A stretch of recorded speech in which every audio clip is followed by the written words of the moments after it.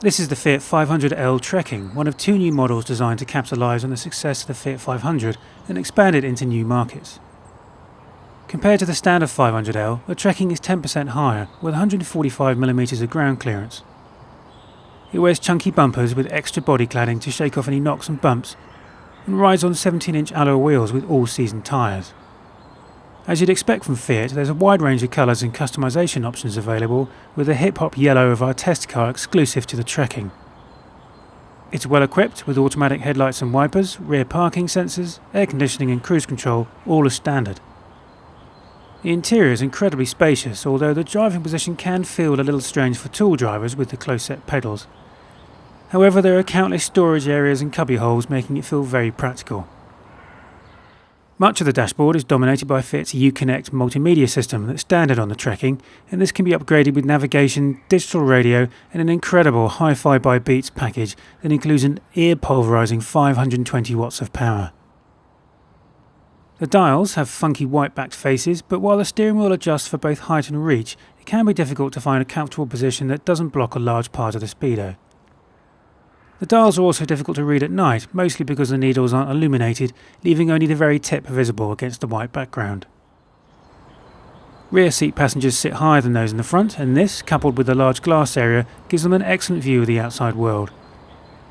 A flat floor offers plenty of footroom, but there's also the option of sliding the seats forward to make more cargo space, or recline the seat backs for greater comfort on longer journeys. If you need more options, you can fold the seat backs onto the bases, or tumble the seats forward completely. This sense of practicality continues into the 343-litre boot, where there's an adjustable load floor with 3 positions, which, combined with the folding seats, gives a variety of ways of creating a flat floor with anything up to 1,310 litres of space. In fact, the only problem with all of this is that there's nowhere to store the parcel shelf when it's not in use. 4 engines are available, a 1.4 litre petrol, a 0.9 litre twin-air petrol, and 2 diesels of 1.3 and 1.6 litres. The 1.6 diesel fitted to our test car is the most powerful of the range, with 105 horsepower and CO2 emissions of 122 grams per kilometre.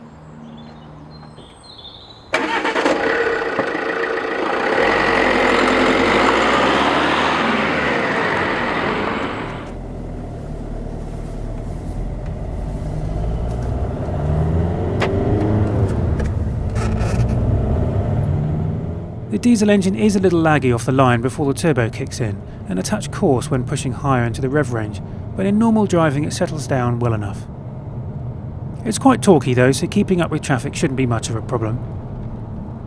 Although we couldn't come close to the official economy figure of 60.1 mpg, we had little trouble maintaining a 44 mpg average. The suspension absorbs most bumps without drama, but picking up the pace on your favourite back road will yield quite pronounced body roll. Those all-season tyres generate a fair degree of noise too, particularly at low speed, but wind noise is well suppressed, making long journeys surprisingly comfortable. However, it's on the road less travelled that the Trekking begins to make a stronger case for itself, and it's here that those tyres start to pay dividends. Fiat has equipped the Trekking with a new Traction Plus system that's designed to maximise available grip in slippery conditions, and it's engaged at speeds below 19 miles an hour by pressing a button by the gear lever. It's not designed to take the place of a full-blown four-wheel drive system though, but in a festival car park or following a recent snowfall, the system should give you a clear advantage. You can read our full review if you want to know more about how the system works. Prices for the 500L Trekking start at £17,095, although the 1.6 diesel starts at £19,590. While spec for spec that makes entry-level models cheaper than a Nissan Qashqai, the more expensive models make the Mini Countryman look like better value. The Trekking is more practical though, and its quirky sense of design will make your kids feel like they're riding around in an activity centre. If you're looking to trade up from a regular Fiat 500 into something more family oriented, the 500L Trekking could be just what you need.